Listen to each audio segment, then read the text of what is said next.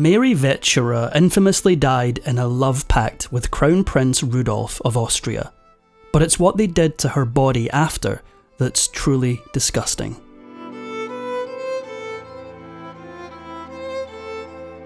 Mary was born in the Austro-Hungarian Empire on March 19, 1871. Her parents were new money wealthy, and her mother Helena had one goal in life: social climbing. She was endlessly embarrassed of her new money status and insisted that her daughters act as high class as possible. As such, Mary grew up in an incredibly strict household where manners and properness were rigorously enforced, closely reflecting the stuffy Austrian royal court at the time. Mary received her education at a Viennese convent, the Institute for the Daughters of the Nobility. As its name might suggest, the young girls in attendance learned manners and etiquette in preparation to become the wives of noblemen. As soon as she came of age, Mary's mother began to throw parties with the sole intention of finding a suitor for her daughter. More than that, as the family wasn't yet high class enough to attend the Austrian royal court, they had to sniff around the edges of the aristocracy. Unsurprisingly, Mary felt immense pressure from her mother to be perfect. This took a toll on their relationship. She confided in a friend that she felt her mother didn't really love her, stating bluntly, "Ever since I was a little girl, she has treated me like something she means to dispose of to the best advantage." In the winter of 1887, Mary's father had grown ill and sought treatment in Cairo. While the family was there, Mary finally engaged in an act of rebellion. If the rumours are to be believed, it was there that she met an English officer, and they began an affair as torrid as the local climate.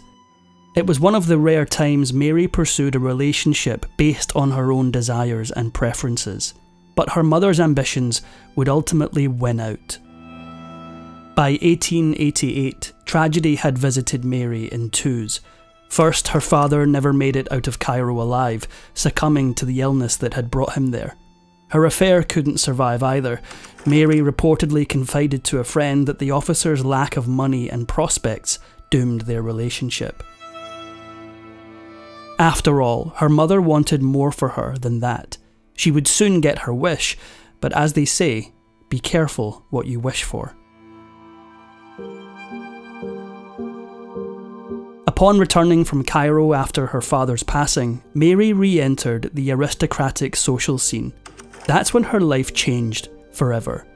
This time she came into contact with the Crown Prince of the Austro-Hungarian Empire, Rudolf, and quickly developed an infatuation with him. After all, who could be more aristocratic than the Crown Prince? Mary's newest obsession was completely inappropriate. Not only was Rudolf already married to the Crown Princess Stephanie and had a child, but he was also 13 years Mary's senior. Besides that, Mary hadn't even properly met the man. Still, she didn't let any of these facts stop her. 17-year-old Mary actually managed to meet the 30-year-old Crown Prince several months after first laying eyes on him, and before long the pair began a clandestine affair that could, and indeed would, topple the kingdom. Ever since Rudolf was a child, his life had been tumultuous. He suffered under an exacting father who thought his son was a weakling, and often endured long absences from his mother, who hated the Austrian court. All in all, Mary's new lover was desperate for attention, and yet quickly bored of it. This was not a good combination. During their affair, Mary had enlisted the help of her friend and Rudolf's cousin, Countess Marie Larisch, in facilitating communication with the prince. Countess Larisch would often help Rudolf by acting as a go-between, passing on letters and money to Mary. But however clandestine they thought they were being, people found out, and they weren't happy. Considering Mary's family's quest for higher social status, one would think they would be over the moon. On the contrary, they thought she was foolish, and her mother feared that a revelation of the Archduke's affair would only bring shame on their family and ruin all their lives. And they weren't the only ones distressed by the revelation. Mary's entry into the Crown Prince's orbit may have been just as concerning for Rudolph's family. According to one rumour, Rudolph had a violent row with his father over the affair. It produced a chilling ultimatum. The Emperor allegedly demanded his son end his relationship with Mary. But Mary was already in too deep. She quickly fell desperately in love with Rudolph, and with this came all the delusions one would expect from a smitten teenager. Rudolph's wife and child didn't faze Mary at all. In fact, she believed she was a credible threat to usurp the position of Rudolph's spouse. A friend later recounted that Mary told her, "That stupid crown princess knows I am her rival." That does sound like something a 17-year-old would say, to be fair. Throughout their torrid affair, Rudolph was hiding an even darker secret from Mary. She wasn't the only other woman he was entertaining during this time. He was also romantically involved with actress and prominent courtesan Mitzi Kasper. Rudolph had never been happy in his marriage to Princess Stephanie, and had grown distant after their daughter was born in 1883, a full 5 years before Mary set her sights on the Crown Prince.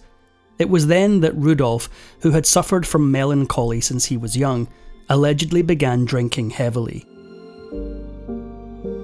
By the time Mary met Rudolph, the rumours about his womanising were legendary, with claims that he had fathered several illegitimate children. After years of this kind of behaviour, Rudolph treated most women with disdain, once dismissing them as eternal victims of self-delusion. So numerous were the Crown Prince's exploits before meeting Mary that he went so far as to keep a bureaucratic ledger of his conquests. He even colour-coded the record using red pen for women he deflowered and black for those partners who were more experienced. He would make distinguishing marks next to names that denoted nobility and status. It was with all this baggage that one day, Rudolph made Mary a bone-chilling proposition. After years of partying with women, drinking himself into oblivion and crawling back home to his loveless marriage, the ever-melancholic Rudolph came to a disturbing conclusion. He wanted to end his life. But it was more than that. He didn't want to go alone, and so he asked Mary to enter into a pact with him. Mary enthusiastically agreed to the grim commitment with Rudolph. Many factors likely contributed to this, including her hurt feelings around her mother's treatment of her, but the main reason was almost certainly Mary's young age, impressionable nature, and her infatuation with the Crown Prince. Mary's first reaction to Rudolph's proposal was, believe it or not, to swoon. She interpreted the plan as proof that she and the Crown Prince were star-crossed lovers against the world, expressing their love by uniting forever. She said, "If I could give him my life, I should be glad to do it, for what does life mean for me?" Despite all the signs telling her to run away, Mary and her lover quickly set their plans in motion. On January 29th, 1889, just months after first meeting Mary, Rudolph excused himself from a family dinner, claiming he was feeling ill. Instead of going to bed, though, he went to find his teenaged mistress to set up the first stage of their pact. When he arrived at her quarters, he was in for a nasty surprise. That night, it just so happened that her family had put their foot down. Mary's mother had locked her in her room in response to her daughter's scandalous conduct. If things had been different, that might have been the end of the story. Tragically, it wasn't. Faced with this barrier to his plans, Rudolph enlisted the help of his cousin, Countess Larish, yet again, asking her to convince Mary's mother to let the girl go for a ride with her. The matron relented, and the countess brought the young mistress to meet Rudolf. When Mary and the countess arrived, Rudolf begged and pleaded to have 10 minutes alone with Mary. The countess, not suspecting anything was particularly amiss, agreed. When Rudolf came back, a full hour later, he was alone, and instructed the confused countess to tell Mary's mother that her daughter had run away. No one at the royal court would see Mary alive again. Neither the Countess Larish or anyone else close to the couple could have possibly understood what the pair were planning, but it all became frightfully clear in a matter of hours. Rudolf, who had planned a hunting trip to the royal mayerling lodge just outside Vienna the next day, went to this secluded spot with his mistress. The rest of the story lives in infamy. Knowing that Rudolf was supposed to hunt the morning of January 30th, his valet and another companion arrived at the lodge ready for a day of relaxing. After receiving no answer when they knocked on Rudolf's door, they grew desperate and forced their way in. The room inside was darkened, but as their eyes adjusted, their blood must have run cold. Inside the room, Crown Prince Rudolf sat motionless beside the bed, with blood leaking from his mouth, and a glass and a mirror on the bedside table nearby. On the bed next to him lay the body of Mary Vetsera. The men began jumping to conclusions that would haunt the royal family and the memory of Mary Vetsera for years. Rudolf's valet was too stunned to think clearly, but he thought he knew what happened. After inspecting the glass at the bedside table, he believed the Crown Prince must have been poisoned. As for Mary, the men barely glanced at her body. Instead, they sprung into action. Rudolf's hunting companion Joseph Hoyus ran from the room and took the next train to Vienna to inform the Emperor and Empress personally. However it happened, and no one truly understood at this point, the imperial family was certain of one thing: the truth couldn't be good. So they made an infamous decision. Faced with the ignominy of their son taking his own life, the Emperor and Empress decided they had to completely cover up what happened. They made an announcement stating that Rudolf had died due to a rupture of an aneurysm of the heart. The imperial family was eager to set things right for their son Rudolf, but when it came to Mary, they wanted nothing more than for her to disappear. In the coming hours and days, they tried to obscure Mary's involvement in what was to become known as the mayerling incident. For a time, even Mary's own family didn't know the whole truth, but they'd eventually find out in a chilling way. The statement the imperial palace wanted to peddle was that Mary had died on her way to Venice in a completely unrelated incident. In order to achieve this, they had to inform Mary's family, finally, of the truth, and then give them a horrifying command. In order to satisfy any suspicious minds, the palace ordered Mary's uncles to go to the lodge, prop up Mary's body with a broomstick so that it looked like she was still alive, and carry her out. Then they were to bury her remains as discreetly as possible. They took the body to the nearest cemetery, where it was quickly disposed of. After all they had asked of Mary's family, the royals prevented her mother from attending the funeral service. Indeed, as determined as they were not to let Mary's demise look like it had anything to do with Rudolf, they wouldn't even let her mother see her grave for 2 entire months after the incident. Meanwhile, their treatment of Rudolf was much different. The imperial family fought tooth and nail for the church's blessing to bury Rudolf in the imperial crypt, which was against church law, considering the Crown Prince deliberately took a life, and his own, the day he passed. But the Vatican ultimately issued a special dispensation citing mental imbalance, and they buried Rudolf with his ancestors in the end. For all these precautions, it was only a matter of time before the truth came out. After 2 long months, Mary's mother finally got the opportunity to give her daughter a proper burial. She exhumed Mary's body from the wooden coffin she had been hastily buried in, arranged for her reburial in a copper coffin, and also made sure she was wearing one of her favourite dresses. In the days following Mary's tragic end, investigators realised what had really happened. As they scoured Mayerling for clues, they came to the conclusion that this was no poison plot. Instead, they believed Rudolf had shot Mary and then turned the weapon on himself. And that wasn't all.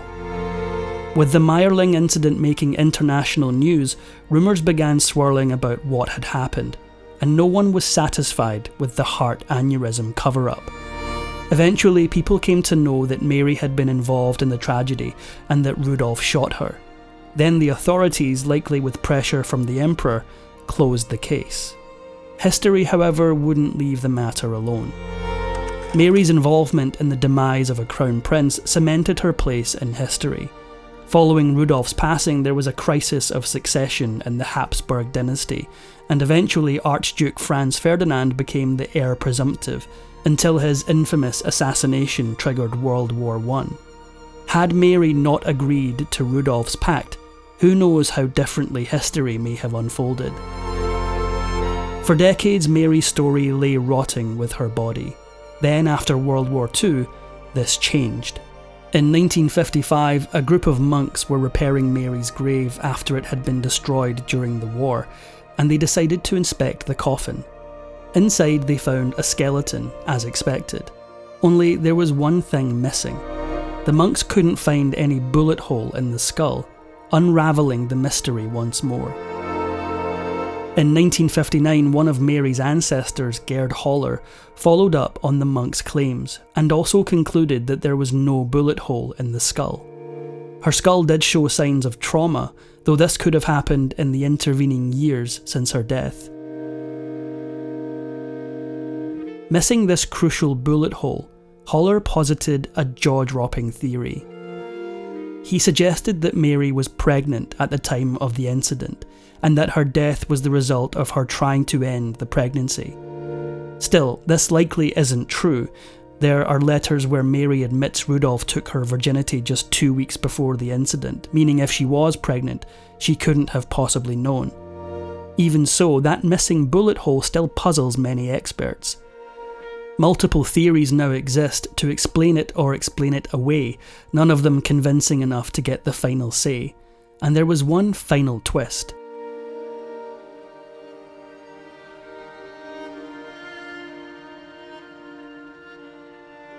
In recent years, a series of Mary's letters were found in a safety deposit box in a bank in Austria.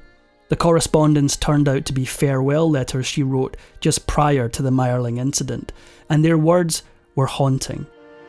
In a letter to her mother, Mary wrote, "I could not resist love.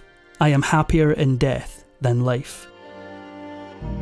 In perhaps one of the most tragic developments in Mary Vetsera's story, Rudolf's own farewell letter to his mother actually contained a request to be buried alongside his teenage lover, calling Mary his atoning angel. His family obviously didn't respect his wishes, but Rudolf himself disrespected Mary in one final way. We know now that Crown Prince Rudolf was deeply depressed before his death, and spent his time distracted by many other mistresses like Mitzi Casper.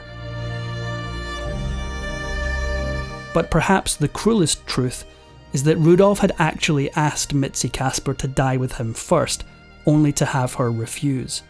Poor Mary was just his backup plan.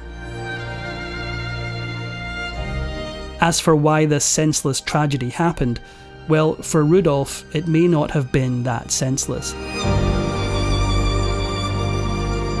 Though there's no evidence he ever informed Mary of it, Crown Prince Rudolf had long been suffering from a syphilis diagnosis. He had even passed it on to his wife, Princess Stephanie, rendering her infertile. Some historians suggest Rudolf's guilt over this was partly what pushed him to take his own life, and to take Mary down with him.